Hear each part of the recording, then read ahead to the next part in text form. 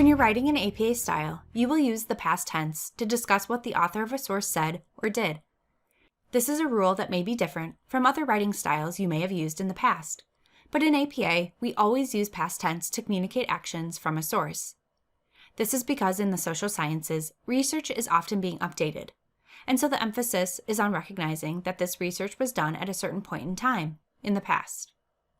Let's review this in our examples. We have here Brown, 2012, distributed the surveys by email.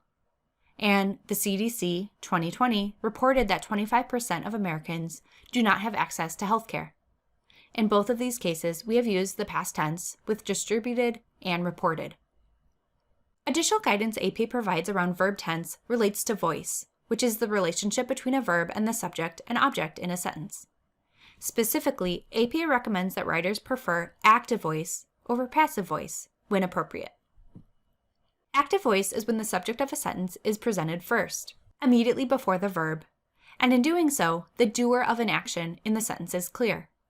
Active voice is often much more direct, clear, and concise, and so APA recommends writers use active voice as much as possible. In our example of active voice, Brown, 2012, distributed the surveys by email, it is clear that Brown completed this action.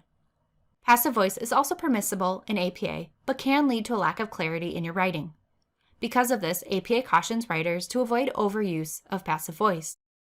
There may be cases where passive voice helps avoid repetition or doesn't impede clarity, and in those cases, passive voice could be appropriate. In our examples, who distributed the surveys either isn't stated or is stated after the verb, causing potential confusion and wordiness.